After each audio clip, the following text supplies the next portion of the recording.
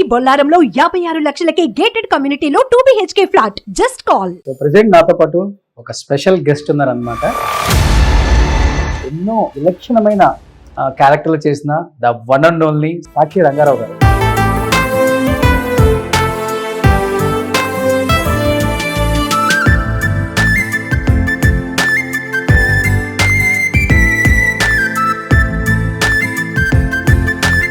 వాళ్ళ అబ్బాయి సాక్షి షో గారు మనతో పాటు ఉన్నారు, ఆయనతో మాట్లాడదాం. సో నమస్తే. నమస్తే రోషన్ గారు. ఎలా ఉంటుంది నాన్నగారిని అలా చూస్తూ ఇంత దూరం ఈ జర్నీ, ఆయన తర్వాత మళ్ళీ మీరు కూడా కంటిన్యూ చేస్తున్నారు ఆయన లెగసీని? ఇప్పుడు కామెడీకి అప్పుడు కామెడీకి చాలా తేడా ఉంది సార్. అప్పుడు కామెడీ చాలా చాలా చాలా చాలా లైవ్లీగా ఉంటుంది, ఇప్పుడు వికారం వస్తుంది కొన్ని కామెడీ చూస్తే. సాక్షి రంగారావు గారిని తెలుగు ఇండస్ట్రీ, తెలుగు వాళ్ళు బాగా ప్రోత్సహించారు, మంచి క్యారెక్టర్లు కూడా చేశారు. తమిళ్లో ఆయనకి పేరు లేదు పెద్దగా చెప్పాలంటే. మా నాన్నగారికి ఏంటంటే ఏం చదువుతున్నారు మీరు? నేను జస్ట్ 10th అండి, అంతే. అటెండర్ గా కూడా చేశాను, బాత్రూమ్లు కూడా కడిగాను. బట్ నాన్నగారు ఎప్పుడు బాధపడలేదా? ఇంత పెద్ద యాక్టర్ కొడుకు ఇండస్ట్రీలో స్ట్రైట్ ఫార్వర్డ్ అసలు పనికిరాదు, మరి మీరేమో స్ట్రైట్ ఫార్వర్డ్. చాలా straight దెబ్బలు ఎక్కువ forward. తిన్నారా? దెబ్బలు ఎక్కువ కొట్టారా? నేను ఒక ప్రొడ్యూసర్ నాకు డబ్బులు ఎగదొబ్బాడండి. ఏదైనా చెప్పాలంటే చిన్న ఏజ్ లో చనిపోయారు ఆయన. 50 రోజులు నరకం అనిపించాను.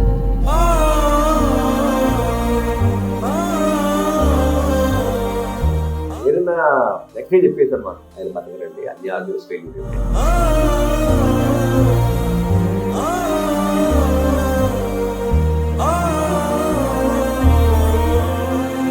Hi, hello, welcome to Suman TV. నేను మీ రోషన్. సో ప్రజెంట్ నాతో పాటు ఒక స్పెషల్ గెస్ట్ ఉన్నారనమాట. ఆ స్పెషల్ గెస్ట్ గురించి చెప్పాలి అంటే వాళ్ళ నాన్నగారి గురించి చెప్పాలి. అద్భుతమైన క్యారెక్టర్లని చేయటమే కాకుండా, విలక్షణమైన నటన అందించటమే కాకుండా, చిన్నదా పెద్దదా అని క్యారెక్టర్ చూడకుండా దానికి న్యాయం చేస్తున్నంతసేపు ప్రేక్షకుల అటెన్షన్ మన వైపు ఉండాలని ఎన్నో విలక్షణమైన క్యారెక్టర్లు చేసిన ద వన్ అండ్ ఓన్లీ సాక్షి రంగారావు గారు.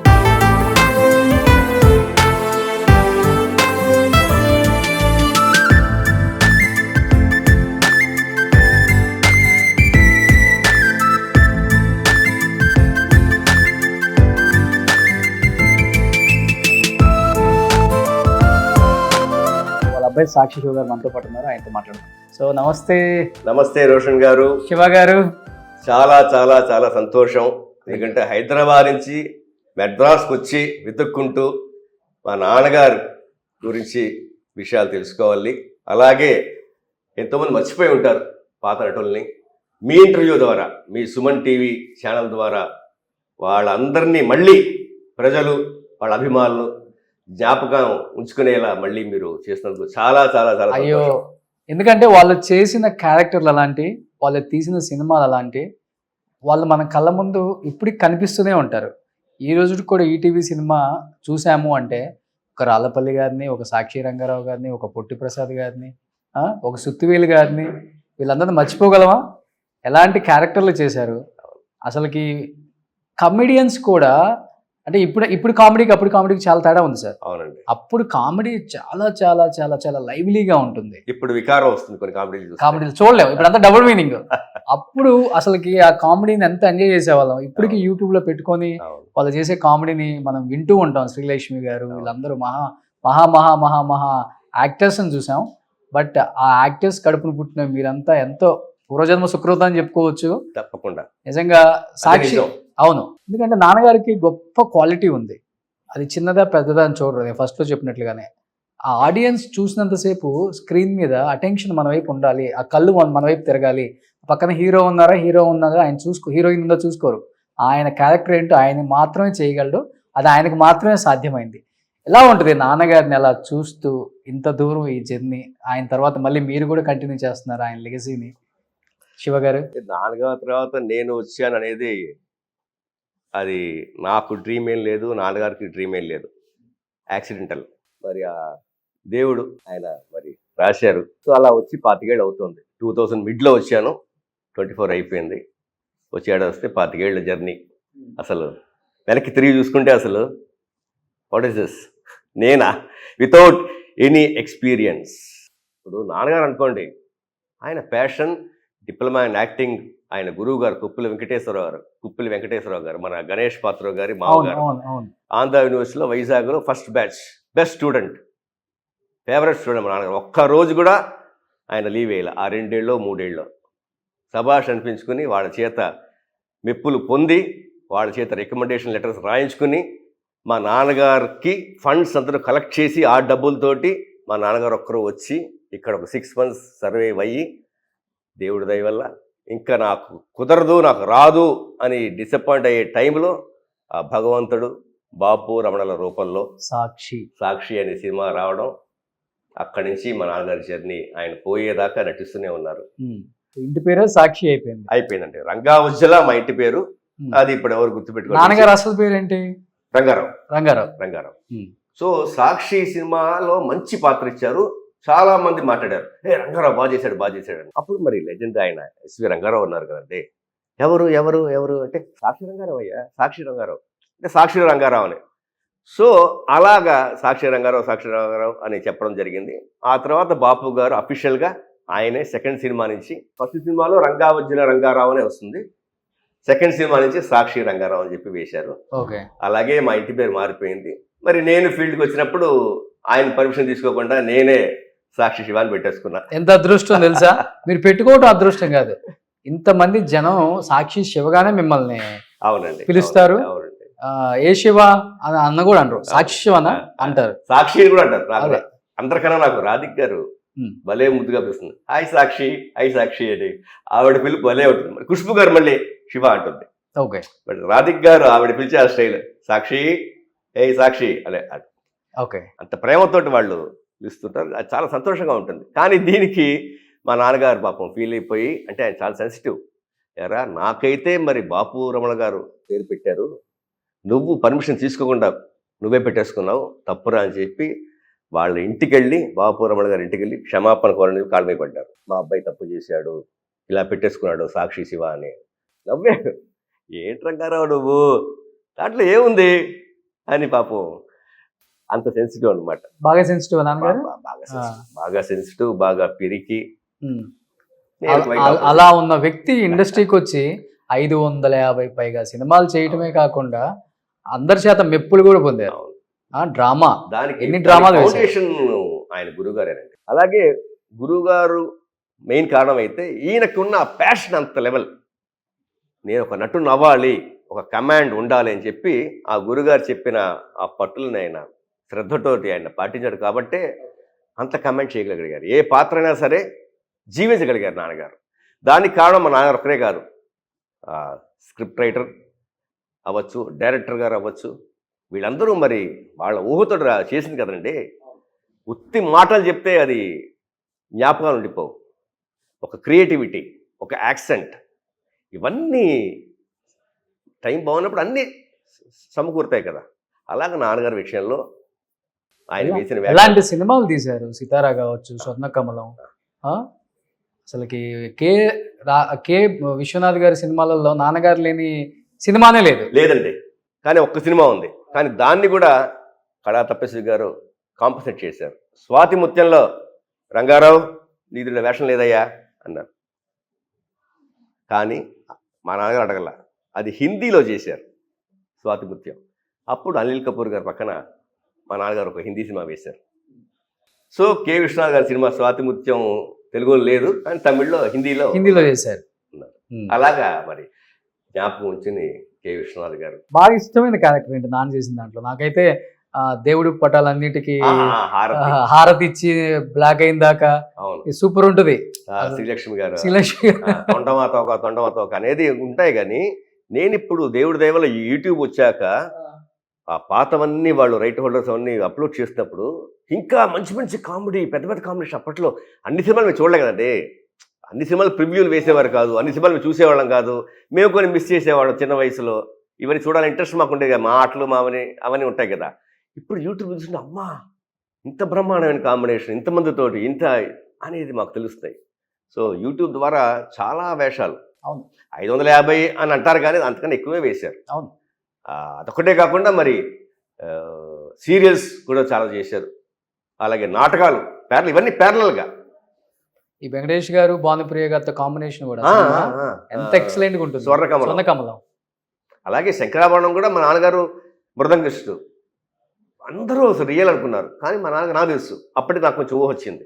మృదంగం టీచర్ పెట్టుకుని 1-2 నెలలు నేర్చుకున్నారు.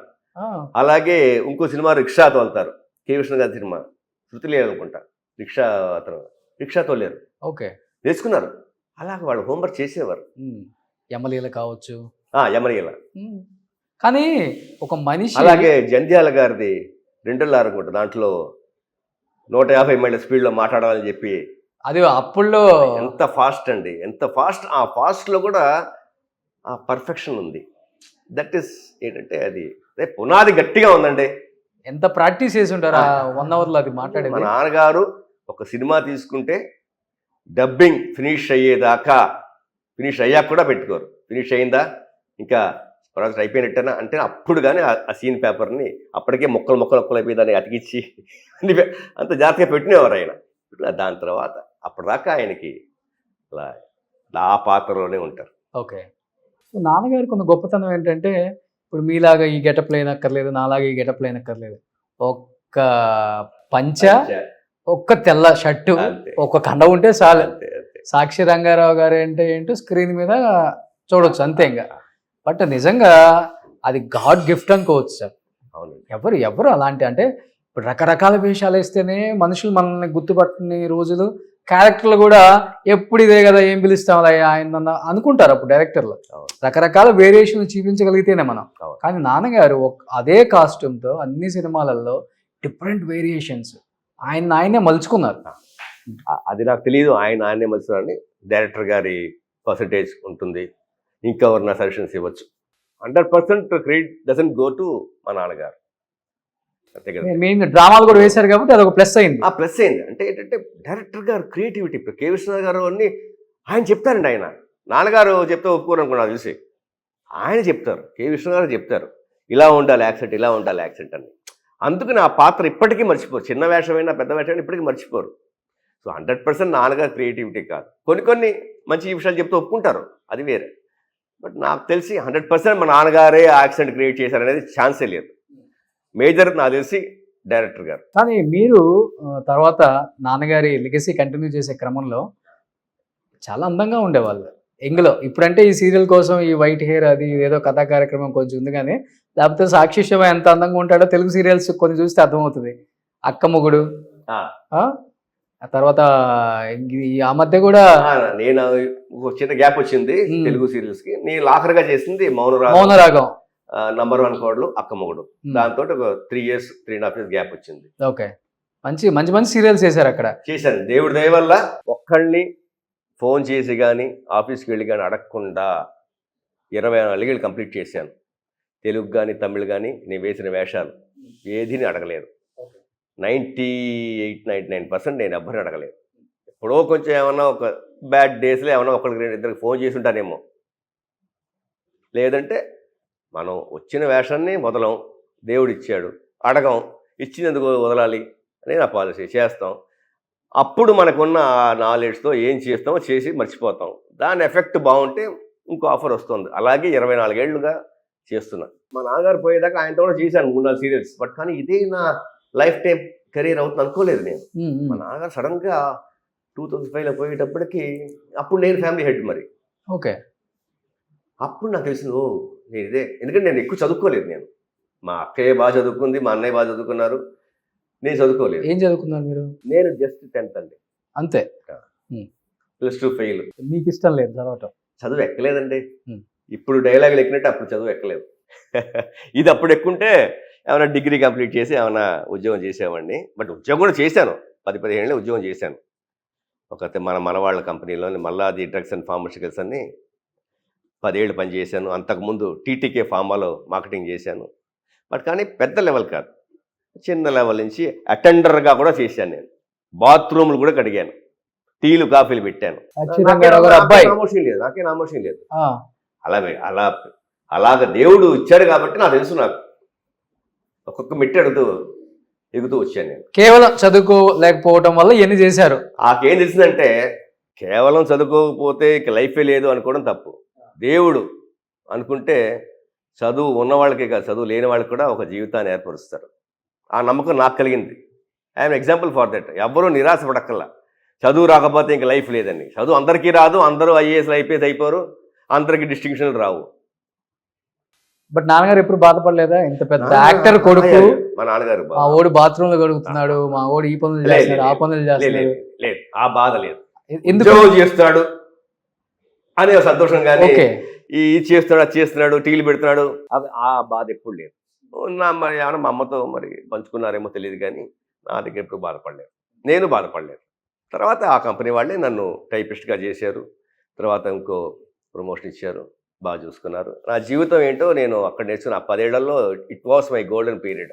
ఓకే, జీవితం అంటే ఏంటి, పెద్దవాళ్ళతో ఎలా మసలాలి, వాళ్ళతో ఎలా మసలాలి చెప్పేది ఆ కంపెనీలో నేను నేర్చుకున్నాను. ఆ కంపెనీ చైర్మన్ గారి నా మెంటార్, నా గాడ్ ఫాదర్ ఎంఎస్ మూర్తి గారు. ఆయన వల్లే నేను ఇవాళ ఈ ఫీల్డ్కి వచ్చాను. ఎందుకంటే ప్రతి కల్చరల్ ప్రోగ్రాంలో జంధ్యాల గారి నాటకాలు ఇవన్నీ వేసి మా నాన్నగారు డైరెక్ట్ చేసి రిహార్సల్స్ చేసేవారు. నేను మా నాన్నగారు పెద్ద పాత్రలు వేసేవాడు, ముసలి పాత్రలు వేసేవాడిని. అలా స్టార్ట్ అయింది నాది. సో స్టార్ట్ అయితే మరి మా ఇంటి చుట్టూరా మరి చాలామంది ఉన్నారు. రాళ్ళపల్లి గారు, రంగనాథ గారు, శ్రీధర్ గారు, కాకరాళ గారు. మా ఇంట్లో సీతారామ శాస్త్రి గారు ఉండేవారు, 13 ఏళ్ళు అదికున్నారు. సిరివెన్నెల సినిమా రాసిన తర్వాత మా ఇంటికి అద్దెకి వచ్చారు. ఆయనకన్నా ముందు మాధవపై సురేష్ గారు, ఈ వాజ్ జస్ట్ కీబోర్డ్ ప్లేయర్. అప్పుడు మా ఇంటికి వచ్చాక వచ్చింది ఆయన మ్యూజిక్ డైరెక్టర్ అయ్యారు. అలాగా మా ఇల్లు, మా నాన్నగారి కట్టిన ఇల్లు మా నాన్నగారి కన్నా మిగతా వాడికి బాగా వచ్చింది. అలాగే మెయిన్ పోర్షన్లో వాళ్ళే ఉండేవారు, మే సైడ్ పోర్షన్లో పైన పాక వేసుకుని అలా ఉండేవారు. ఓకే, అలాగే పొట్టి పక్కన దమ్ము గారు, పొట్టి ప్రసాద్ గారు, ఎదురుకుండా దివాకర్ బాబు గారు, మాడభూషి దివాకర్ బాబు గారు రైటర్ గారు. ఇలాగా మరి పక్కనే అందరూ చాలా మంది శాలిగ్రామంలో ఉండేవారు. అంతా మంచి ఫ్యామిలీగా ఇంట్లో రిహార్సల్స్ అవి ఇవి ఎప్పుడూ చక్కగా పండగలాగా జరుగుతూ ఉండేది. మా అమ్మగారు అందరికి వండి పెట్టేవారు చక్కగా. ఆ వాతావరణం అసలు చాలా బాగుండేది. అప్పుడు అది గోల్డెన్ పీరియడ్. చెన్నై అంటేనే సినిమా ఇండస్ట్రీకి గోల్డెన్ పీరియడ్. అవన్నీ గోల్డెన్ డేస్ రావు ఇంకా. బట్ లేట్ గా వచ్చినా గానీ లేటెస్ట్ గా అందరి హీరోయిన్స్ తో వాళ్ళ సరసన హీరోగా నటించారు. అవునండి, ఖుష్బూ గారు, రాధిక్ గారు, మీనా గారు, సిమ్రాన్ గారు, ఈశ్వరీరావు గారు, వాణి విశ్వనాథ్ గారు, కౌసల్య, ఖుష్బూ, అందరితో తమిళ్లోనే చేశారు కదా ఎక్కువ. తమిళ్లోనే ఎక్కువ చేశాను. అంటే ఏసీ దొర అనే పాత్ర అది తెలుగులో కూడా వచ్చింది, మలయాళం కూడా వచ్చింది, 3 లాంగ్వేజ్ వచ్చింది. But original Tamil. ఆ ఏసీ దొర అనే పాత్ర అరౌండ్ 2007లో ఒక చిన్న కాప్ క్యారెక్టర్ ట్రయల్ చేద్దామని చెప్తే అది చాలా హిట్ అయిపోయి అసలు పెద్ద లెవెల్లో వెళ్ళిపోయి ఇంకా అక్కడి నుంచి నన్ను సీరియల్స్లో హీరోగా చేసింది. నన్ను 2013-14 దాకా నేను సీరియల్స్లో పెద్ద పెద్ద హీరోయిన్స్ తోటి నేను యాక్ట్ చేశానండి. ఎన్ని సీరియల్స్ చేస్తుంటారు ఇప్పుడు యాజ్ ఏ హీరోగా? అది లెక్క పెట్టుకోలేదు. ఒక 30-40 80-90 దాకా ఉంటాయండి. 80-90 అంటే స్టార్టింగ్ లో మనం చిన్న పాత్రలు వేసేవారండి. నేను చెప్పేది యాజ్ ఏ హీరోగా ఉంటాయి. డెఫినెట్ గా ఉంటాయి, బోత్ లాంగ్వేజెస్ లో ఉంటాయి, డెఫినెట్ గా ఉంటాయి. ఇండస్ట్రీ అక్కడ హైదరాబాద్ మారాక కొంచెం తగ్గాయి. ఇప్పుడు ప్యారల్ గా నేను తెలుగు, ఒక 2 తెలుగు ఉండేది, ఒక తమిళ ఉండేది, లేదా ఇక్కడ 2 తమిళ ఉండేది, ఒక తెలుగు ఉండేది. ఎప్పుడు బిజీగానే ఉండేవాడు. సో బుల్లితెర యువ సామ్రాట్ అనేవాళ్ళు అనుకుంటారు. ప్రేమ లేఖలు కూడా బాగానే వచ్చాయండి అప్పుడు. నా ఆ టైంలో మంచి ఫ్యాన్ ఫాలోయింగ్ ఉండేది, లేడీస్ ఫ్యాన్ ఫాలోయింగ్ చాలా ఉండేది. అదే ఎక్కువ ఉంది. మీరు ఏ ప్రశ్న వేసి ఏ వస్తుందో మీకు తెలుసు. ఓకే చెప్పండి. డెఫినెట్ గా ఏ టైంలో ఇది ఇలా విలాస్ పురుషులేనా, లేకపోతే వద్దులే మనకెందుకులే ఇట్లాంటి టైప్ సార్ మీరు? నాన్నగారు అంటే ఒక టైప్, అది మాకు తెలుసు. కదండి, నాకు ఎప్పుడు అంటే దేవుడు మనకి ఎప్పుడు లైఫ్ లో నా ఒక రీడింగ్ ప్రకారం గుడ్ అండ్ బ్యాడ్ 2 ఎప్పుడు ఇస్తాడు. వాట్ యూ చూస్ అనేది మనం ఇంపార్టెంట్. 2 ఇస్తాడు ప్యారల్గా. ఒక్కోసారి మనం అడ్డదారికి వెళ్తాం, తప్పుడు దారి వెళ్తాం, రియలైజ్ అవుతాం, మళ్ళీ వస్తాం. డీప్ గా వెళ్ళి నష్టపోయింది కానీ కోల్పోయింది కానీ ఏం లేదు, కానీ వెళ్ళేసి అయితే వస్తారు. డెఫినెట్ గా ఎక్స్పీరియన్స్ అవ్వాలి కదండి. ఇప్పుడు నిప్పు ఉంది, ముట్టుకోదురా అంటారు, మనం వింటామా? ముట్టుకుంటాం. కాలినా తెలిసాక వెళ్తామా? డెఫినెట్ గా అన్ని మనం చూసాం. బట్ ఇండస్ట్రీలో స్ట్రైట్ ఫార్వర్డ్ అసలు పనికిరాదు, ఉన్నట్టు అసలు మాట్లాడకూడదు, మంచినేమో 10 మందిలో చెప్పుకోవాలి, చెడుని చెవిలో చెప్పాలంటారు. బట్ ఇక్కడ చెడునేమో ఊరంతా చెప్తారు, మంచిని చెవిలో చెప్తారు. అవునండి. అంటే నేను విన్నది, నేను చూసింది కూడా. అవును. చాలా మంది చెప్తుంటే ఇంటర్వ్యూలలో వింటమే. మేమేమో ఇండస్ట్రీ లోపలికి దూరి భూతద్దాలు పెట్టి మేమేం చూడడం కెమెరాలు పెట్టి కాబట్టి. మరి మీరేమో స్ట్రైట్ ఫార్వర్డ్. చాలా straight దెబ్బలు ఎక్కువ forward. తిన్నారా, దెబ్బలు ఎక్కువ కొట్టారా? దెబ్బలు తిన్నాను కానీ నేను అంత చాలా జాగ్రత్తగా ఉంటానంటే నేను కరెక్ట్గా ఉంటా. అలాగే నేను స్ట్రైట్ ఫార్వర్డ్గా ఉంటాను. ఎవరన్నా కొంచెం తేడా చేస్తే నేను చాలా తేడాగా ఉంటాను. నాన్న ఎప్పుడు బాధపడలేదా? ఇంత స్ట్రైట్ నాన్నగారికి ఎప్పుడూ ఫార్వర్డ్, భయమే. నాన్నగారు అంటే కోపిష్టి అదే నా అదే కొడుకు. చెప్తాను. నాన్నగారు ఎంత శాంతంగా, ఎంత పిరిగిగా, ఎంత భయంగా ఉంటారో నేను అంత quite opposite. Dare and daring. నేను ఎవరికి భయపడను. నేను బాధపడరా ఆ విషయంలో? చాలా బాధపడతారు. ఆ. మా అమ్మ నాన్నగారు నా గురించి వీడు ఎలా బతుకుతాడు, ఏమిటో భయంగా ఎప్పుడు గొడవ పెట్టుకుంటూ ఉంటాడు, అది ఇది అంటూ ఉంటారు. అది వాళ్ళ వర్షను. నా వర్షన్ అంటే నేను న్యాయ పోరాటం. ఎప్పుడు అన్యాయం అనేది డామినేట్ చేయడానికి ట్రై చేస్తున్నాను. నేను నా తరఫు న్యాయం నేను కోసం వెయిట్ చేస్తాను. అది గొడవ అని బయట ప్రపంచం ఎప్పటి నుంచి వచ్చింది ఇది? అంటే వేరే వాళ్ళని చూసా, లేకపోతే పరిస్థితులు వల్ల కొన్ని మైండ్ అలా మారిపోయిందా? కొన్ని ఎక్కడి నుంచి వచ్చిందో చెప్పలేము. అలా తెలియకుండా కొన్ని మనకి పరిస్థితుల వల్ల కూడా మారుతాం మధ్యలో. అంటే నేను ఫీల్డ్కి 2000లో వచ్చినా కూడా నాన్నగారుని చిన్నప్పుడు నేను చూస్తున్నాం కదండి.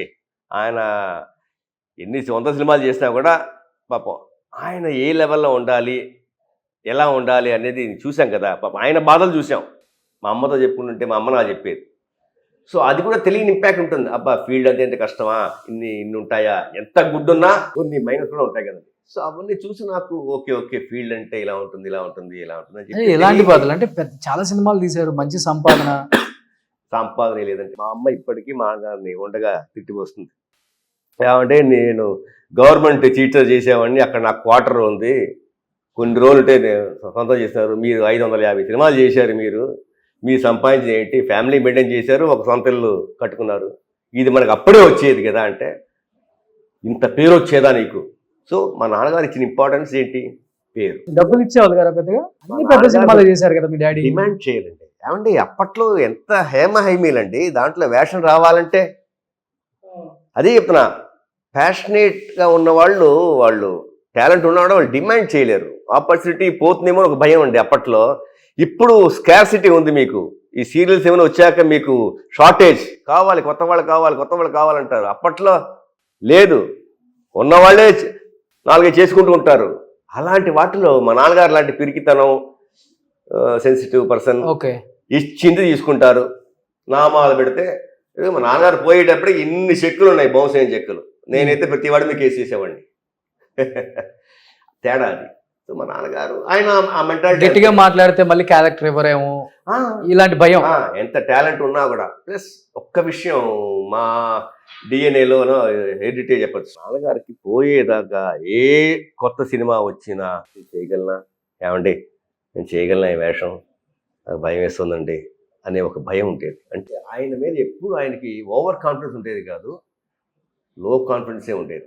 అదే ఇది మా అక్కయ్య గారికి కానీ, మా అన్నయ్య గారికి కానీ, నాకు కానీ ఇప్పటికీ ఉంది. ఏ కొత్త ఆఫర్ వచ్చినా కూడా మేము భయపడతాం, సంతోషపడం, ఫస్ట్ భయపడతాం. ఆ భయంతో చేసేవాళ్ళం, అలా చేస్తూ ఉంటాం. ఒక్కసారి అలవాటు అయ్యి అబ్బా శబాష్ బాగుంది అన్నాక అప్పుడు కొంచెం రిలాక్స్ అవుతాం. అలా మా నాన్నగారికి ఆ భయం ఉండేది, నాకు ఇప్పటికీ ఆ భయం ఉంది.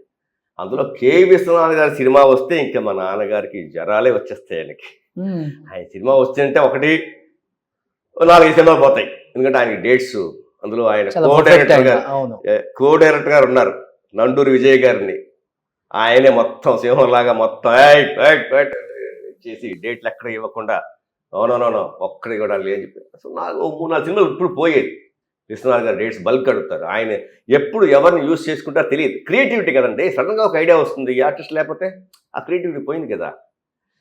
సో ఆ భయం ఉండేది. విశ్వనాథ్ గారు అంటే మా నాన్నగారికి భయం. ఇంట్లో కూడా అలానే ఉండేవాళ్ళ, సినిమాలో ఉండే గెటప్ జాలీగా ఉన్నప్పుడు చాలా జాలీ. మాతో పాటు గోళీలు కానీ మా నాన్నగారు మాకు పేక నేర్పించారు. అలాగే క్రికెట్ ఆడతారు, బయటికి బీచ్కి తీసుకెళ్తారు, చాలా జాలీ. కాస్ట్యూమ్స్ విషయంలో ఆయన ఇంట్లో ఉంటే ఒక టవల్ వేసుకుంటారు అంతే. ఆయన మంచి పీక్లో ఉన్నప్పుడు ఆయన మా నాన్నగారు రామకృష్ణ పరమహంస గారి డిసైపుల్, సన్యాసం పుచ్చుకుంటా అని చెప్పి కాషాయంలో ఒక 5 శంకరాపురం టైంలో మీకు మంచి పీక్లో ఉన్నారు. ఆయనకి ఫస్ట్ నుంచి అదే చెప్తున్నాగా, ఆయనకి కూడా ఆధ్యాత్మికత అనేది సైడ్ బై సైడ్ ఉంది, ప్రొఫెషన్ సడన్ గా సన్యాసం అని చెప్పి ప్యాంటు షర్టు చెప్పులు ఇవన్నీ అసలు వాడడం మానేశారు. కాషాయ వస్త్రాలు 5 ఏళ్ళు లాస్ట్ లో. ఒక్కొక్కప్పుడు అసలు వెళ్ళిపోతాను నేను ఫ్యామిలీ వదిలేసి చెప్పి మా అందరికి గుండు కొట్టి చేసి నలుగురు పక్కనున్న లాల్బరి గారు కానీ వీళ్ళు కానీ దివాకర్ ఇలాంటి వాళ్ళు ఉన్నారు కదా, సిరిమల సీతారామశ్రీ గారు అందరూ ఏ రంగారావు నీకు బుద్ధుందా, ఏంటి ఇప్పుడు సన్యాసం, ఏంటి సన్యాసం అంటే ఇప్పుడు కాదు, అన్ని డ్యూటీస్ అయిపోయాక అప్పుడు పుచ్చుకోవాలి, అంతేగాని ఇప్పుడు మధ్యలో ఇలా వదిలేకపోతాయి అని చెప్తే. ఎందువల్ల వచ్చిందో ఆయనకు ఆలోచన?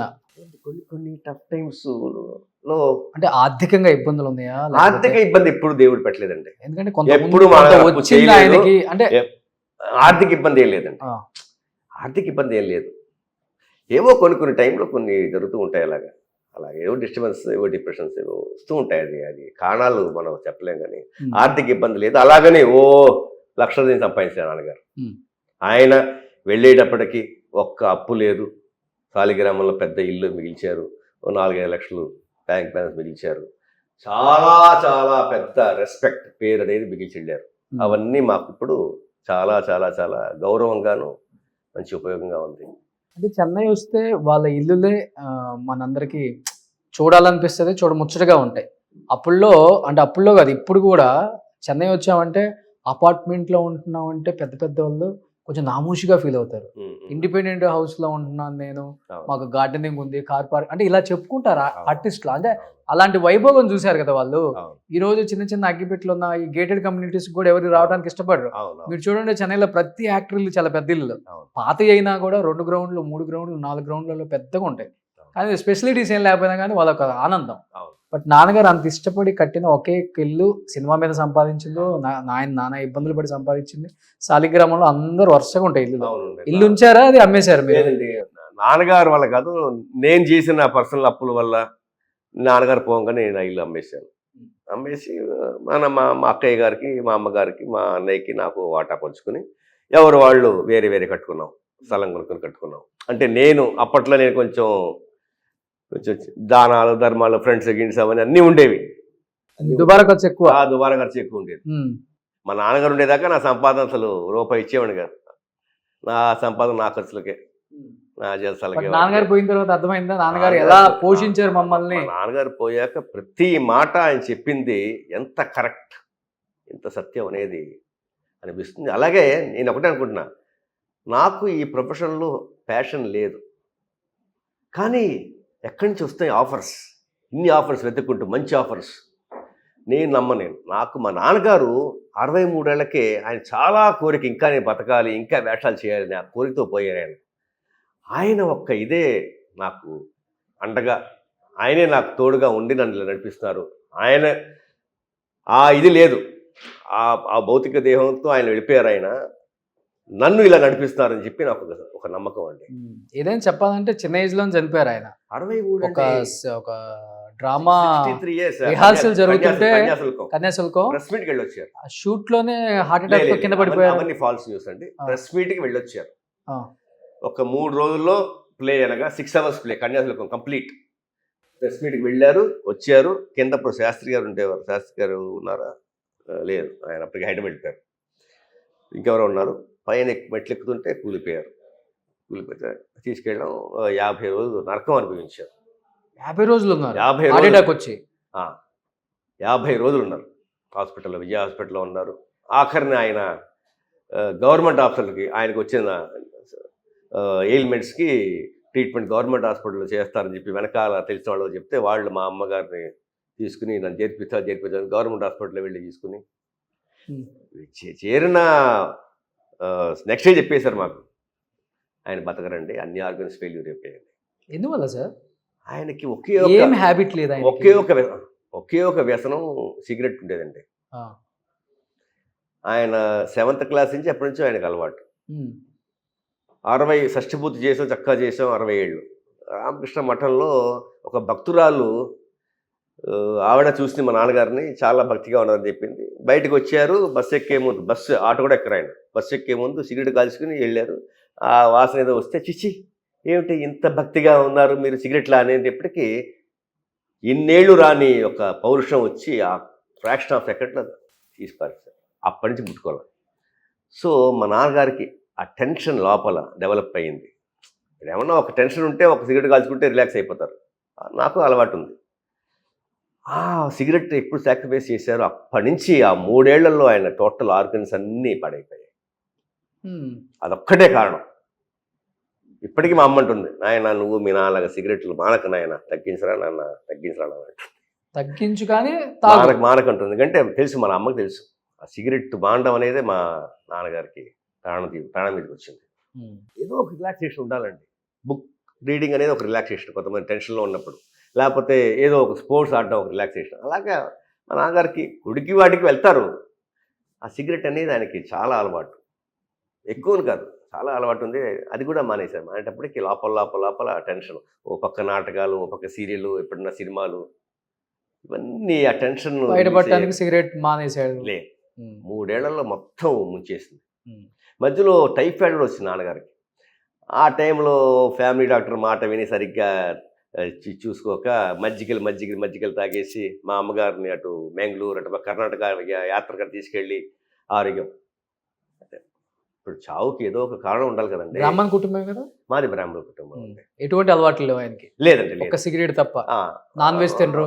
నాన్ వెజ్ అసలు కేకులు కానీ బిస్కెట్లు కానీ ఇవన్నీ అసలు దాంట్లో ఎక్కువ ఉంటాయని చెప్పి అసలు తినరు. అంత ఇదానికి. ఒకప్పుడు జున్ను మా నాన్నగారికి చాలా ఇష్టం.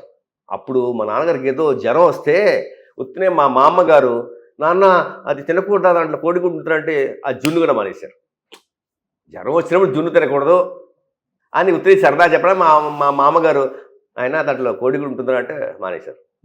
అలాగే మా ఇంట ఎవ్వరూ అసలు నాన్ వెజ్ అనేది అసలు అలవాట్లేదు. చిన్నప్పుడు అంటే నేను పుట్టే ముందు కొంచెం ఆయన కొంచెం అప్పుడప్పుడు బీర్ కానీ ఇలాంటివన్నీ జల్సాగా తీసుకున్నారు. వాళ్ళ బ్యాచ్ ఉండేది, రాజుబాబు గారి బ్యాచ్, ఆంధ్ర దిలీప్ చలం గారి బ్యాచ్, వీళ్ళంతా మంచి బ్యాచ్. ఇప్పుడు కే విశ్వనాథ్ గారి లాగా చలం గారు కానీ, పద్మాలయ కానీ, పిఏపి కానీ, వీళ్ళందరూ కూడా మంచి ప్రోత్సహించారు నాన్నగారు. సో మా నాన్నగారు మంచి ఫ్రెండ్స్. చలం గారు మెయింటైన్ చేస్తారు ఫ్రెండ్స్. అప్పట్లో మంచి డ్రెస్సులు వేసేవారు మా నాన్నగారు. నువ్వు పుట్టావు అన్నీ పోయారా అంటే తిడతారు. అయితే అప్పట్లో మంచి జాలీగా ఉండేవారు ఆయన. ఆయనంతా మీకు వచ్చింది, ఆయనంతా దానివల్ల పోయినాయి. బట్ ఆర్థిక ఇబ్బంది ఏం లేదు అసలు? లేదండి. ఫైనాన్షియల్ గా ఇబ్బందులు పట్టడం ఇప్పుడున్న అంటే మనకి ఆఫర్లు తగ్గిపోయిన తర్వాత కుటుంబ దీని మీద అనేది నెల జీతం లా కాదండి. సినిమాలు బ్రేక్ వస్తూ ఉంటాయి. ఇప్పుడు ఎప్పుడు టైం బాగుండు కదా, బ్రేక్ ఒక్కోసారి నెలలు వస్తాయి. అలాంటప్పుడు చిన్న అప్పులు, అది కూడా భయపడేవారు. ఒక్కోసారి వెళ్తే ఆయన అప్పటి ఒకే మనిషి చంద్రమోహన్ గారు, ఆయన అందరికి ఇచ్చేది. ఏమన్నా వస్తే ఇంకా ఆయన బయట ఇంకెక్కడ అప్పు చేయరు. ఆయన చంద్రమోహన్ గారు వెళ్తారు, చంద్రమోహన్ ఇదిగో తీసుకురాగారు. ఇక్కడ మా ఇంటి ఎదుర్కొనే పెద్ద స్థలం ఉండే చంద్రమోహన్ గారు 2 ఇళ్ళు, అక్కడ బ్యాడ్మింటన్ వాళ్ళ స్థలంలో ఆడేవాళ్ళు. రేవరాజ మిన్సెట్టి గారు, మన కృష్ణారెడ్డి గారు, సినిమాల్లో కెమెరామెన్ శరత్ గారు, మేము. బట్ ఆయన చూసి జాగ్రత్త పడలేదా? నాన్న లాంటి వాళ్ళు చాలా మంది చంద్రమోహన్ గారు సినిమాల మీద సంపాదించింది ఎక్కువ ప్లేస్ల మీద పెట్టారు. రియల్ ఎస్టేట్ శోభన్ బాబు గారిని చూసి బాగా నేర్చుకున్నారు ఆయన. వాళ్ళిద్దరు మంచి దోస్తులు కాబట్టి. అలా నాన్నగారు కానీ వీళ్ళ టీం కానీ. శోభన్ బాబు గారు అంటే మా నాన్నగారు పెద్ద పిఆర్ మెయింటైన్ చేయరు. నేను నాలాగానే, ఆయనలాగా నాలాగా ఆయన కాదు, ఆయన ఎప్పటితో పని చేసుకొస్తారు, ఇంట్లో కూర్చుంటారు, పూజ చేసుకుంటారు, భవనంగా గుడికి వెళ్తారు. పక్కన పొట్టి ప్రసాద్ గారు, ఆయన పిఆర్ బాగా మెయింటైన్ చేస్తారు అందరితో, హాస్యంతో, వాటితో మాటలతోటి. సో సోహన్ బాబు అందరూ ఫోన్ చేసి అప్పుడప్పుడు మాట్లాడుతూ ఉంటారు ఫోన్లో. ఆయన అడ్వైస్ చేస్తారు, ఇన్వెస్ట్ చేయి, స్థలాల మీద ఇన్వెస్ట్ చేయి. మా నాన్నగారు ఎందుకులే మా ఇంటి పక్క స్థలం కూడా పెద్దది వచ్చేది, డబ్బులు ఉండి కొనలా.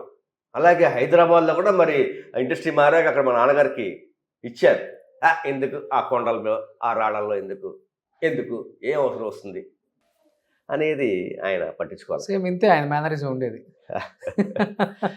సో అది కూడా అమ్మేశారు. ఇంకా అది అసలు కొనలేదు. ప్రాపర్టీస్ మీద ఎప్పుడు ఇన్వెస్ట్మెంట్ చేయలేదు. ఒక్క ఇల్లే మా నాన్నగారికి. మా మామగారి ప్రాపర్టీ 2 ఎకరాలు మా కొంటిపుర పామర్, మా మామగారి ఊర్లో ఉంది ఆస్తి. ఆ ఆస్తిని ఒకడు కాజేసాడు, కవులకి ఇచ్చారు. అది ఎవరంటే మన చలపతిరావు గారి అన్నయ్య కుమారుడు ఎవరు. చలపతిరావు గారు చాలా మంచి అయినా, శాలిగ్రామం వచ్చే ముందు మన హీరో సూర్య గారు, నాన్నగారు శివకుమార్ గారు ఆ వీధిలోనే మేము ఉండేవాళ్ళం అదిగింట్లో అప్పట్లో. సో అప్పటి నుంచి ఫ్రెండ్. సో ఆయన చెప్పి మేము ఆ స్థలాలు కవులకి ఇచ్చాం. చలపతి గారు చాలా మంచివారు, వాళ్ళ అన్నయ్య గారు చాలా మంచివారు. ఆయన పోయే ముందు కూడా చెప్పారు, రంగారావు ఇది నీ మీద రాయించుకో, నీ మీద రాయించుకో. మా నాన్నగారు ఎందుకే అవసరం లేదు అని చెప్పి వదిలేశారు. ఎప్పుడు ఆయన పోయారో వాళ్ళ సంతానం తర్వాత రాయించుకున్నారు. సో మోసం చేశారు. అందుకని ఇప్పటిదాకా నేను మా నాన్నగారు వాళ్ళ మా అమ్మగారు ఊరికి తీసుకెళ్ళలేదు, నేను అసలు వెళ్ళదలుచుకోవాలి. ఆ పామర్రు కొండిపురం అనేది ఉంది మన బందరు గుడివాడ దగ్గర. మా తాతలు ఊరు పక్క ఇక్కడ అద్దంకి దగ్గర కలవకూరు. ఓకే. అక్కడికి 70 ఏళ్ళు మా నాన్న కూడా తీసుకెళ్ళా. నేను మళ్ళీ వెతుక్కుంటూ మా మహాలక్ష్మి అమ్మవారు మా తాత ముత్తాతలు గుడి కట్టారు అక్కడ. అది నాకు ఒక గుళ్ళో చెప్పి మా పెనాన్నగారు ఉన్నారు, మా నాన్నగారు కజిన్ బ్రదర్. యాక్చువల్గా మా నాన్నగారికి నో సిబ్లింగ్స్, ఒక్కళ్ళే. మా పెత్తాతగారు అబ్బాయిలు ఉన్నారు. ఆయనలో పెద్ద ఆయన రంగావజుల ఆదిశేషయ్య గారు, ఆయన SBI విజయవాడ. మా నాన్నగారికి సినిమాలో ఎంత పేరుందో నాటకాల్లో మా పెదనాన్నగారు అంత పేరుంది. ఆయన కోట శంకర్రావు గారు, శ్రీనివాసరావు వీళ్ళందరూ కొలీగ్స్, బ్యాంక్ కొలీగ్స్ ఓకే నాటకాలు. మా పెదనాన్నగారు నేను మళ్ళీ క్లోజ్, చాలా క్లోజ్. ఓకే. ఆయన దగ్గర పెదనాన్న చెప్పారంటే, రే ఈ ఊర్రా మీ మామగారు ఊరు, అది పామర్ కొండిపోయి అది కదరా, మీ తాత ఊరు అసలు కలవకూరు అద్దంకి దగ్గర, ఇలా గుడి దగ్గర మహాలక్ష్మి గుడి అంటే. అప్పుడు వెతుక్కుంటూ వెళ్తే తెలిసి ఇప్పుడు ఆ ఊరితో టచ్లో ఒక 5-6 yearsగా నేను ఇప్పుడు నా కార్ జర్నీ చేసినప్పుడు హైదరాబాద్కి వాటికి అక్కడికి వెళ్ళి గుడిలో ఇద్దరు చేయడం, మన వల్ల అయింది అమ్మవారికి శివుడి గుడికి ఇవ్వడం, అలా చేస్తూ ఉన్నాను అనమాట. బట్ శివ గారు అంటే సాక్షి రంగారావు గారిని తెలుగు ఇండస్ట్రీ తెలుగు వాళ్ళు బాగా ప్రోత్సహించారు, మంచి క్యారెక్టర్లు కూడా చేశారు. తమిళ్లో ఆయనకి పేరు లేదు పెద్దగా చెప్పాలంటే. తమిళ్లో చాలా ఆఫర్లు వచ్చాయి కానీ అక్కడ బిజీ వల్ల చేయలేకపోయారు. No not busy. మా నాన్నగారికి ఏంటంటే పేరు ముఖ్యం, డబ్బు కాదు. మా వీధిలోనే బాలు మహేంద్ర గారు వీళ్ళందరూ ఉండేవారు. చాలా ఆఫర్లు వచ్చాయి. నాకు తమిళ్ భాష రాదు, దాని మీద కమాండ్ లేదు. అదే ఏదో సమ్ రీజన్ కాదు, ఓన్లీ రీజన్ నాకు 10 మంది నన్ను అప్రిషియేట్ చేయాలి కానీ ఒక్కడైనా సరే నన్ను హేళన చేయకూడదు అనేది ఆయన రీజన్. నాకు భాష మీద కమాండ్ లేదు, ఎందుకు చేస్తాను నేను అని చెప్పి ఆయన వచ్చిన యాక్టింగ్ కి భాష అనేది డెఫినెట్గా అంటే డెఫినెట్గా కావాలి. భాష మీద కమాండ్ లేకపోతే ఇప్పుడు మాతోనే చేస్తూ ఉంటారు. ఇప్పుడు సీరియల్స్లో కర్ణాటక కేరళ నుంచి వస్తారు, ఒక్క ముక్క రాదు. మేము ఏదో నవ్వుకుంటాం. ఇప్పుడు పోస్ట్ ప్రొడక్షన్ చూసి చేసే తప్పులు చూసి నవ్వుకుంటా, అలాంటివి కూడా నచ్చదు. పేరు వచ్చిన తర్వాత పేరు పోగొట్టుకోవడానికి ఎవరు ప్రిపేర్గా ఉంటారు చెప్పండి? కొంతమంది చేసే డబ్బు కోసం, మా నాన్నగారు డబ్బు కోసం కాదు, పేరు కోసమే. మీరు చేస్తున్న డబ్బు కోసమే కదా? లేదండి, పేరు కోసం. మీరు కూడా ప్రొఫెషనల్. దేవుడు నాకు ఒక ప్రొఫెషన్ ఇచ్చాడు, ఆ ప్రొఫెషన్కి డబ్బులు తీసుకుంటున్నాను అంతే. అది డబ్బు కోసం చెప్పలేము. నేను తీసుకున్న డబ్బుకి నేను న్యాయం చేస్తున్నాను లేదా, ఓకే, అక్కడ లోపం చేస్తే డబ్బు కోసం అవుతుంది. అంతగా ఆదరించిన తెలుగు ఇండస్ట్రీ ఆయన కొడుకైన సాక్షి శివని ఎందుకు ఆదరించలేదంటే ఏం చెప్తారు? చూడటానికి బాగుంటారు, మంచి హైట్, లుక్స్ ఉన్నాయి, మంచి ఫాదర్ రోల్స్ చేయొచ్చు, హీరో అన్నగా చేయొచ్చు, అనుకుంటే చాలానే చేయొచ్చు. కానీ తెలుగు ఇండస్ట్రీ మిమ్మల్ని దూరం పెట్టడానికి రీజన్ అంటే ఏమైనా ఉందా? నేను ఒక్కళ్ళని ఫోన్ చేసి అడగను, వేషం ఇవ్వండి, కాల్ చేసి అడగను. అదొక మెయిన్ రీజన్ అండి. ఇప్పుడు మా నాన్నగారికే ఇండస్ట్రీ అక్కడ మారే తగ్గింది. ఎందుకని? రంగారావు షిఫ్టే రాలేదని. యాక్చువల్ రీజన్ ఆయనకి ఇప్పుడు కొంచెం డబ్బున్న వాళ్ళు ఇక్కడ ఇల్లు ఇవన్నీ ఉంచుకుంటారు, అక్కడ కొనుక్కునే కెపాసిటీ ఉంది. మా నాన్నగారికి ఎప్పుడు ఆ కెపాసిటీ రాలా. వెళ్ళారా, సంపాదించారా, ఆ నెలకి ఖర్చులు వెళ్ళాయా, ఇంకా ఉన్న చుట్టాలు వచ్చారు, ఇలాగ ఏదో కార్యక్రమం చేశారు అంతే తప్పితే ఎప్పుడు సేవింగ్స్ అనేది వేలల్లో కూడా లేవు మా నాన్నగారికి. ఎప్పుడు ఇన్నేళ్లలో వేలల్లో కూడా లేవు. నెల వచ్చేసరికి అంతే. అలాగ ఉన్నప్పుడు హైదరాబాద్ షిఫ్ట్ అయితే ఎలా చేస్తా? అప్పటికే మేము చదువులు ఉద్యోగాలు వచ్చాక ఇక్కడ అలవాటు అయిపోయింది. అందుకని బట్ మీరు ఫీల్డ్కి వచ్చాక కూడా రాలేదు కదా అక్కడికి? రాలేదు. మధ్యలో సీరియల్స్ చేశారు. సీరియల్స్ కూడా ఇక్కడ ఉండేది అప్పుడు. అప్పటికి ఫస్ట్ సినిమా ఇండస్ట్రీ మారింది. నాన్నగారు వెళ్ళలేకపోయారు, అంటే ఆర్థికంగా అక్కడ ఇంకొక ఇల్లు కొనుక్కుని. ఎందుకంటే మా నాన్నగారు కూడా సేమ్ ఇంటి ఫుడ్ ఏమని అలవాటు. మా అమ్మగారు అక్కడ తీసుకెళ్తే మమ్మల్ని చూసుకుంటారు, అప్పటికి మాకే పెళ్ళిళ్ళు అవ్వలేదు. ఇది లేదనమాట, అంత కెపాసిటీ లేదు. దేవుడు ఇవ్వాల, పేరు ఇచ్చాడు కానీ అంత డబ్బులు ఇవ్వలేదు. మా నాన్నగారికి ఆశ లేదనుకోండి ఫస్ట్. సో నేను మిమ్మల్ని కాంట్రవర్సీ లోపలికి తీసుకెళ్ళలేను కానీ తీసుకెళ్ళను కూడా. మనిషి అన్నాక తప్పు చేయని వాడే ఉండడు. తప్పు చేయడం మానవ నైజం, దాన్ని సరిదిద్దుకోవడం కూడా మన నైజం అని చెప్తాం. కాబట్టి ఒకనొక టైంలో ఒక 3-4 years బ్యాక్ మీరు లాస్ట్ సీరియల్ అని చెప్పారు కదా? అవునండి. ఆ సీరియల్ తర్వాత కొంత రచ్చే జరిగింది మీ మీద. జరిగింది. మిమ్మల్ని బైకాట్ చేసేయమని, మిమ్మల్ని సీరియల్స్ లో అన్అఫీషియల్ గా చెప్తున్నారండి. కొంత కొంత అంటే బయట కొంత మీ మీ పేరుని గట్టిగానే వాడారు, బ్యాడ్ గా రకరకాలుగా వాడారు. ఓకే, కొంచెం స్ట్రైట్ ఫార్వర్డ్ గా ఉంటారు, కొడితే కుంభస్థలాన్ని కొట్టినట్టే మాట్లాడతారు అంతే, కదా. అంతే. ఇవన్నీ ఎలా డైజెస్ట్ చేసుకోగలిగారు, ఎలా ఓవర్కమ్ చేసుకొని నా ప్రొఫెషన్ లో ప్యాషనేట్ కాదు, నాకు ఒక పెద్ద ఎయిమ్స్ అనేది లేదు. ఐఎమ్ కంటెంటెడ్. వచ్చిన దాంట్లో తృప్తి పడతా, రాలేదా కూర్చుంటా, అప్పులు చేస్తా, మళ్ళీ వస్తే మళ్ళీ అప్పులు తీరుస్తా. ఇప్పుడు అక్కడ ఏదో ఒక చిన్న గొడవ అయింది, వాళ్ళు ఏదో చేశారు అన్నబిడ్డగా ఏదో, నేను ఒక ప్రొడ్యూసర్, నాకు డబ్బులు ఎగదొబ్బాడండి, నాకు రీచబుల్గా లేడండి, నేను నా ప్లాట్ఫామ్లో ఉన్నాడండి, సోషల్ మీడియాలో వాయించానండి, అది అందరం చూసాం, వాయించానండి. దాన్ని పెద్ద ప్రొడ్యూసర్ కౌన్సిల్లో ఇష్యూ చేసి అవి ఇవి చేసి దాన్ని ఏదో బ్యాన్ చేస్తా, ఏం చేస్తాను, మీరు చేసేది ఏంటయ్యా, నాకే ఇలాడైతే చేయను అని చెప్పి నేను చెప్పాను. అన్అఫీషియల్గా చేశారు కానీ అఫీషియల్గా they didn't have any guts to make its legal. ఒక లెటర్ పంపించమని చెప్పండి నాకు, అయితే ఇక్కడ మా యూనియన్ మెంబర్ ఇక్కడ పంపించమని చెప్పండి. ప్రొడ్యూసర్ డబ్బులు ఎక్కొట్టాడు, నేను వాడిని డ్యామేజ్ చేశాను ప్లాట్ఫామ్లో, డబ్బులు ఇచ్చుంటే అయిపోయింది కదా. They made it mess, not me. ఇప్పటికీ నాకు ఈ 3 ఏళ్లలో నాకు 30-40 ఆఫర్లు వచ్చారు. ఇంకా వాళ్ళందరూ కొంతమంది కూటముడుగా ఉండి అక్కడ నాకు స్పాయిల్ చేస్తున్నారు. ఇప్పటికీ లాస్ట్ వీక్ కూడా నాకు ఆఫర్ వచ్చింది. ఎందుకు మీ మీద అంత పగ? స్ట్రైట్ ఫార్వర్డ్గా ఉంటాను, I didn't give a chance. నేను కరెక్ట్గా ఉంటా, ఎప్పుడు వాళ్ళ సైడ్ నేను ప్రొడక్షన్ కానీ పేమెంట్ ఎగదప్పడం లోపాలు చెప్తూ ఉంటా. అవన్నీ వాళ్ళు గడిచిపెట్టుకున్నారు. ఒక పర్సనల్ ఇష్యూ అనేది ఒక 3-4 ఇయర్స్లో ఒక పర్సనల్ ఇష్యూగా పర్సనలే ఒక తప్పు చేశానండి. That is different. ఒక వేషాన్ని తీస్తారండి, అయిపోయింది. That is different. ఛానల్కి చెప్పాను, ప్రొడ్యూసర్ చెప్పాను, అయిపోయింది. అది దాంతో దానికి అయిపోయింది, పర్సనల్ తప్పు చేశాను. బట్ నేను వాంట్ చేశాను, తెలిసి చేశారు. అది కూడా తెలిసే ఏంటి చెప్పాను, సార్ నన్ను తీసేయండి సార్, నేను చేయలేను, నాకు పర్సనల్ ఇష్యూ ఉంది, లేకపోతే అవతల వైపు వాళ్ళు తీసేయండి, నేను వర్క్ చేయలేను, నన్ను తప్పు చేయను ఒకటి ప్రొఫెషనల్లో చెప్పాను. అయినా వాళ్ళు మెయిన్ క్యారెక్టర్ కాబట్టి వాళ్ళు లేదని అన్నారు. బట్ నేను ఊహించినట్టే, నేను చెప్పినట్టే ప్రొఫెషన్లో ఒక ఆర్టిస్ట్ చెడామడా తిట్టిపారు దుబ్బాను, అయిపోయింది. నన్ను రీప్లేస్ చేశారు. Right, that is over. నన్ను పంపించి నెక్స్ట్ షెడ్యూల్ పిలుస్తా అని చెప్పి పంపించి ఆన్ ది వేలో ఫోన్ చేసి, సార్ మిమ్మల్ని రీప్లేస్ చేస్తామని చెప్పారు. చేసుకోండి సార్, నేను చేసింది ఒక తప్పు, చేసుకోండి, నా డబ్బులు ఇవ్వండి అన్నాను. ఇస్తా అని చెప్పిన వాళ్ళు ఎగదబ్బారు. 15 రోజులుగా నన్ను ఇచ్చేస్తాను. ఆల్రెడీ ఒక చిన్న డిప్రెషన్లో ఉన్నాను, పెద్ద డిప్రెషన్లో ఉన్నాను. డబ్బులు రావాలి కదా, నేను తప్పు చేశాను. డిప్రెషన్ అంటే వెళ్ళిపోయాను.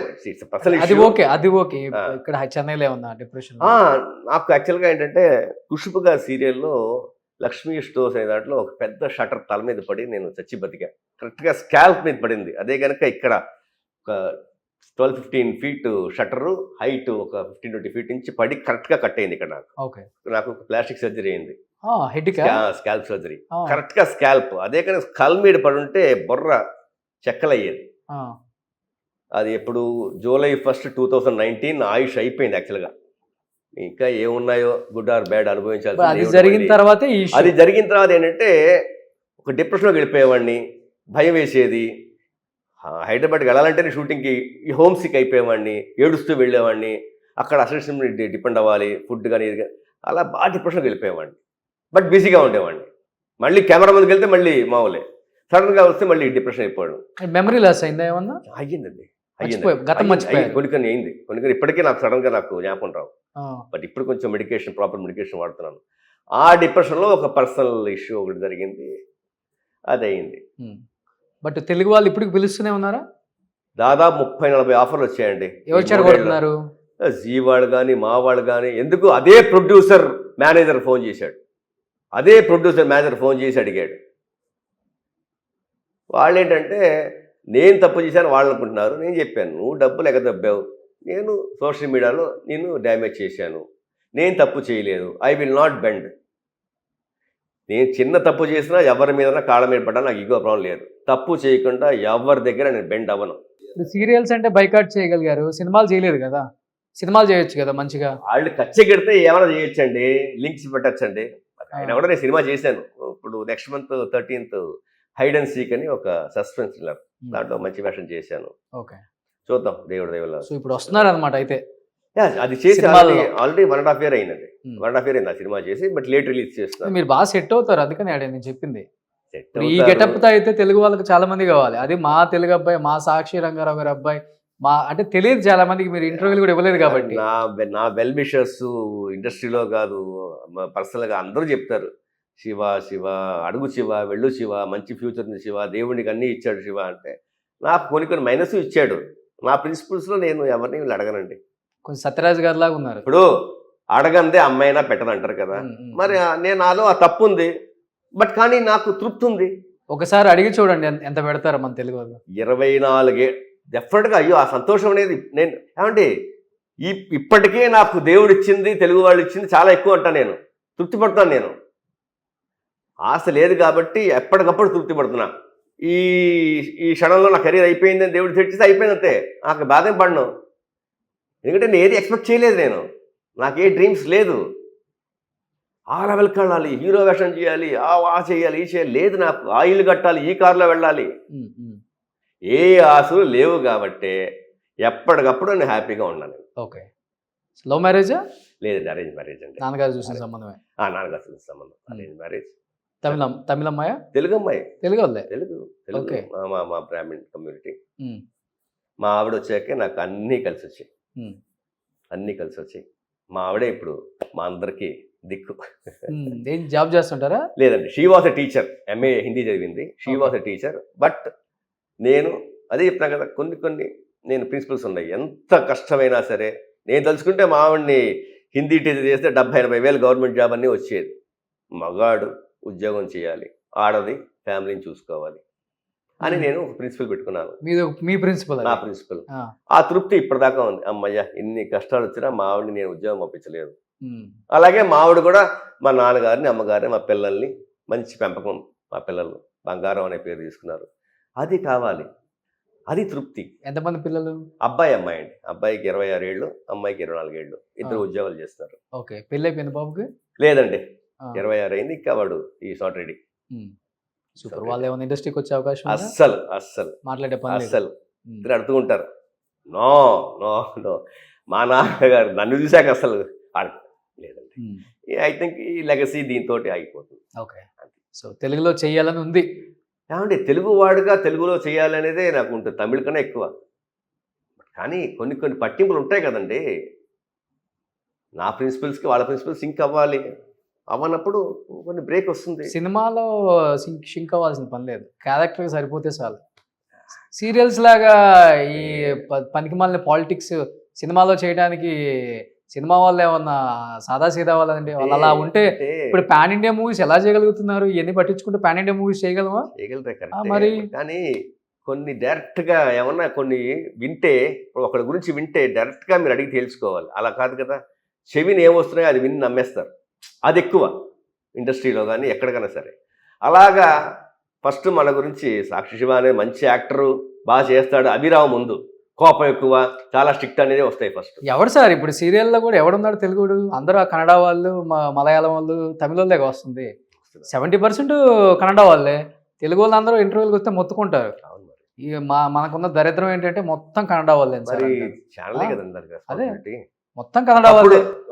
అమ్మ క్యారెక్టర్లు, అయ్య క్యారెక్టర్లు చేసేవాడు కన్నడ వాళ్ళే వస్తున్నారు. మాకు వాళ్ళు డిప్రెషన్లోకి వెళ్ళి ఉరేసుకోను, లేకపోతే చచ్చిపోవడమే, సూసైడ్ చేసుకోను. ఏం చేస్తారు సార్? యాక్టర్కి యాక్టింగ్ తప్పితే ఏం రాదు. వాళ్ళు బయటికి లేని పని చేయలేడు కూడా. ఇప్పుడు మమ్మల్ని వదిలితే మేమేం చేయలేము, ఏమి చేయలేము, అంతే. ఇది అలవాటు అయిపోతాయి. బట్ కానీ ఇప్పుడు వచ్చే జనరేషన్ కొంత జాగ్రత్త పడుతున్నారు సార్. సైడ్ బిజినెస్ ఒకటి పెట్టుకుంటున్నారు, ఏదో ఒకటి ఉండాలి కదా మరి. కానీ నాకేమిటో, నేను ఒకటి నమ్ముకున్నా, గట్టిగా దాని మీద అడుగు వేసా అంతే. ఇంకో దాని మీద ఒక అడుగు, ఇంకో దాని మీద ఒక అడుగు. నాకు నా మెంటాలిటీకి అది పనికిరాదు. మా నాన్నగారు లాగానే ఒకే ప్రొఫెషన్, అప్స్ అండ్ డౌన్స్ ఉంటాయి. సస్టైన్ అవుతున్నాం, ఏదో మాలో ఉంది కాబట్టి సస్టైన్ అవుతున్నాం, సక్సీడ్ అవుతున్నాం. ఇప్పుడు ఎన్ని చేస్తున్నారు తమిళ్లో సీరియల్స్? ఇప్పుడు తమిళ్లో 3 చేస్తానండి. 3 సన్ టీవీలో ఒకటి, సరిగమ వాడది, అలాగే గ్లోబల్ విలేజర్స్ విజయ్ టీవీ ఒకటి, అలాగే యాత్రా మీడియా వర్క్స్ జీ తమిళ్ ఒకటి. జీ తమిళ్ చేసి మన తెలుగు అమ్మాయి గారి రీమేక్ వర్షన్. ఓకే. 3 సక్సెస్ఫుల్గా. Zee Tamil second next month September 2 release. మిగతా 2 సక్సెస్ఫుల్గా జరుగుతున్నాయి. సూపర్. ఎనీహౌ మంచి సీరియల్స్ చేస్తున్నారు, మంచి మూవీస్ కూడా యాక్ట్ చేసి ఉన్నారు. తెలుగులో మీరు ఇంతవరకు ఇంటర్వ్యూ ఇవ్వలేదు కాబట్టి, ఫర్ ద ఫస్ట్ టైం ఇస్తున్నారు కాబట్టి, నాన్నగారిని ప్రేమించే ఎంతమంది డైరెక్టర్స్ ఉన్నారు, ప్రొడ్యూసర్స్ ఉన్నారు, ఎస్పెషల్లీ హీరోస్ ఉన్నారు.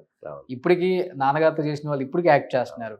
అరే మన సాక్షి రంగారావు కొడుక మనం చూడలేదు కదా, అయ్యో వచ్చి కలవలేదు కదా, ఎప్పుడు అవునవును. బాగున్నాడు కదా, మనం ఒక వేషం ఇవ్వచ్చు కదా, సెట్ అవుతాడు కదా, చాలా బాగుంటుంది కదా అని అనుకునే వాళ్ళు చాలా మంది ఉంటారు. డెఫినెట్గా మీరు సినిమాల్లో చేస్తారు. దానికి నా సైడ్ నుంచి నా వంతు కృషి కూడా నేను మీకు ఆ help టైం చేస్తాను. డెఫినెట్గా భగవంతుడు ఇస్తాడు అని అనుకుంటున్నాను. అలాగే నేను చేసే సినిమాలు అంటే ఇప్పుడు భరతనేలో మహేష్ బాబు గారి బాబాయ్ చేశాను నేను, ఒక చిన్న గెస్ట్ రోల్. గుణా 369లో హీరోయిన్ ఫాదర్ చేశాను. అలాగే తమిళ్లో ఒక 5-6 సినిమాలు చేశాను. ఇవన్నీ కూడా ఏంటంటే నేనుగా కాదు, వేరే వాళ్ళు చెప్పి వాళ్ళుగా ఫోన్ చేయడం. అలాగే మంచు విష్ణు గారిని కూడా ఒకటి చేశాను, వాటర్ అని చెప్పి చేశాను. అలా ఏదో దేవుడు ఇస్తున్నాడు, ఇవ్వాలి అనుకుంటే ఎలాగైనా ఇస్తాడు, ఇవ్వకూడదు అనుకుంటే ఎలాగైనా రాదు. బట్ మన ప్రయత్నం కూడా చాలా ప్రయత్నం ఉండాలి. నేను ఆ ప్రయత్నం నేను ఎప్పుడు చేయలేదు, ఇక మించి కూడా నేను చెయ్యను. నేను ఓపెన్ చెప్తాను కదండి, ఎవరిని అడగనండి. నా గురించి ఒక తెలిసి, క్యారెక్టర్ పడితే ఆటోమేటిక్ అన్ని మంచి నా గురించి తెలిసి నిజం తెలిసిన వాళ్ళు ఎప్పుడైతే అప్పుడు వస్తారు, పిలుస్తారు, చేస్తాను. సూపర్. అప్పుడు వాళ్ళు అనుకుంటారు లేదు విన్నది నిజం కాదు అని. అది విషయం. అంతేలే, క్యాంప్ ఇప్పుడు మన ముందు ఒకటి మాట్లాడతారు, మనం పోయామంటే ఇంకోటి మాట్లాడతారు. అంతేనండి. ఇది సమాజం అలా ఉంది. ముందు రంగుల ప్రపంచంలో ఇది ఎక్కువ. అది. సో ఇలా ఉన్నారు కాబట్టి, అలా ఉండే వాళ్ళు అలానే ఉన్నారు సార్. ఇక్కడ అంతే. పైకి ఎదిగిన వాళ్ళు లేరు, చాలా మందిని చూసాం కాబట్టి. ఎనీహౌ మంచి మంచి సీరియల్స్ చేస్తున్నారు, తెలుగులో కూడా మంచి సీరియల్స్ చేసి అందరిని అలరించారు. నాన్నగారి పేరుని నిలబెడుతున్నారు. ఎక్కడా కూడా కొంచెం కూడా ఆయన గౌరవాన్ని తగ్గించకుండా లేదు. ఇప్పుడు దాకా నిలబెట్టుకుంటూ వస్తున్నారు. తెలుగులో కూడా చేసి సాక్షి రంగారావు గారి అబ్బాయి సాక్షి శివ కూడా చాలా బాగా చేస్తున్నాడు అనిపించుకోవాలని మనస్ఫూర్తిగా కోరుకుంటున్నాను. శివ గారు, థ్యాంక్ యూ సో మచ్. చాలా సంతోషం అండి, చాలా సంతోషం. సుమన్ టీవీలో మీ పర్సనల్ అండ్ బిజినెస్ ప్రమోషన్స్ కోసం కింది నెంబర్కి కాంటాక్ట్ చేయండి.